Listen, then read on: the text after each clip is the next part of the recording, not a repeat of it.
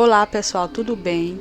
Eu sou a professora Glacielma Borges, estou de volta aqui com vocês para ministrar a disciplina de Língua Portuguesa 1, que é a gramática, certo? Na aula anterior, nas aulas anteriores, nós começamos a falar sobre um conteúdo de formação de palavras, certo? Relembramos os substantivos derivados, porque nós estudamos o processo de derivação, ok? Conhecemos dois tipos de derivação, que é a derivação prefixal e a derivação sufixal. Hoje nós iremos dar uma olhada, compreender outros tipos de derivação. Então vamos observar.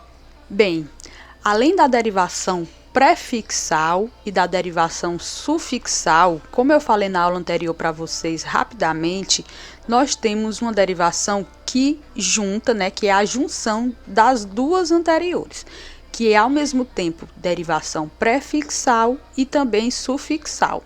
Na derivação prefixal e sufixal, existe quando um prefixo e um sufixo são acrescentados à palavra primitiva de forma independente, ou seja, mesmo sem a presença de um desses afixos, ou prefixo ou sufixo, se eu retirar um dos dois, a palavra continua tendo significado. E aí eu trouxe o exemplo: deslealmente, eu tenho o prefixo des e tenho o sufixo mente. Você pode observar que os dois afixos são independentes. Existem as palavras desleal e lealmente, ok? Se eu retirar ou um ou outro, a palavra permanece com sentido. Vamos ao próximo tipo de derivação.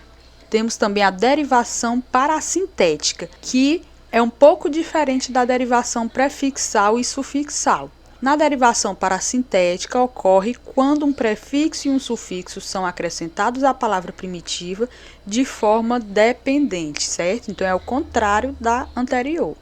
Ou seja, os dois afixos não podem se separar, devendo ser usados ao mesmo tempo, e sem um deles a palavra não se reveste de nenhum significado. Exemplo, a palavra anoitecer, eu tenho o prefixo a e tenho o sufixo ec. Neste caso, não existem as palavras à noite ou a palavra noitecer, pois os afixos não podem se separar, certo? Eles só funcionam juntos, ok? Temos também a derivação regressiva. Nesse caso, a derivação regressiva existe quando morfemas da palavra primitiva desaparecem, certo? Exemplos, nós temos a palavra Flamengo, que é o time do Flamengo, entre parênteses. E aí eu retiro uma parte dessa palavra e transformo em Mengo, que faz parte da linguagem popular. Temos a palavra dançar, que é um verbo, eu retiro o R e fica dança. Português, eu retiro o final e transformo na palavra Portuga, também que faz parte da linguagem popular, certo? Então, a derivação regressiva é eu retirar um pedaço da palavra original e transformar em uma nova palavra. Temos também a derivação imprópria, que nesse caso, há uma mudança de classe ou conversão ocorre quando a palavra pertencente a uma classe é usada como fazendo parte de outra. Então, vamos entender. O que é classe que a gente está falando aqui?